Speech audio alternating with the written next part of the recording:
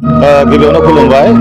जोङो धेमाजि जिल्लानि सिङाव थानाय सानजारि नोगोरनि जिहेतु जोङो बैसागु फोरबो आफादा देग्लाय 7-8-9 मे दाननि सानथामनि हाबाफारिखौ लानानै देग्लाय जोङो एस.ब बर' गोजौ आरो गेजेर फरायसालिनि गेलेग्रा फोथाराव जोङो गाजा गोमजायै खुंनो लादों आरो लोगोसे जोङो जोंनिनो बे सानथामनि हाबाफारिजों लोगोसे दिनै जों जोबथा दिन बेवहाय जोंहा हारिमु बिलिफां लानाय जादों।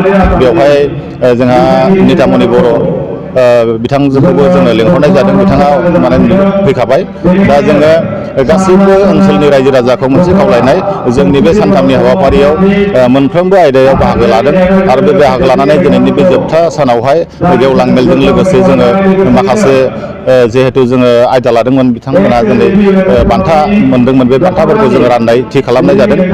जाय जोंनि उथिबोनाय जायनाखि जाखांफुनाय सेंग्रा सिख्ला आरो लोगोसे उन्दै गथ'फोर आरो लोगोसे दामजु दामनाय, खाम दामनाय, सिफुं सुनाय, सेरजा सुनाय, बेफोर गासिबखौबो आयदायाव जोङो दिनै बेवहाय बाहागो लाफैनायखौ जों नुनो मोन्दों।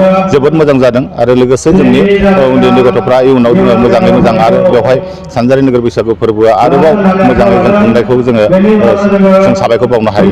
जोङो दिनै 9 अक्ट', गाबोन 10 अक्ट'निफ्राय सरकारि जिहेतु जोंनो मोनसे फोसावनाय होदों। जोङो गाबोननिफ्राय जोंहा जोबोद गोजोननाय मोन्दों। जायनि समावहाय जोङो दिनै 9 अक्ट'आवनो जोंहा सानजारि नोगोर बैसागु फोरबोआ दिनै सानथामनि हाबाफारिजों जोङो मोजाङै मोजां जोङो खुंफुंनो हासिगोन। गाबोननि समनिफ्राय हयथ' मोनफ्रोमबो आसामाव हयथ' बेबायदि सुबिदाखौ मोननो हानाय जानाय नङा। बेखौ जोंनि मैखोम मन्थ्रिया जोंखौ फोसावनायबो जों मिथिनो मोन्दों। जोङो साबायखर बावबाय जिहेथु जोंनि सानथामनि हाबाफारिया मोजां जाफुंलायनायनि थाखाय।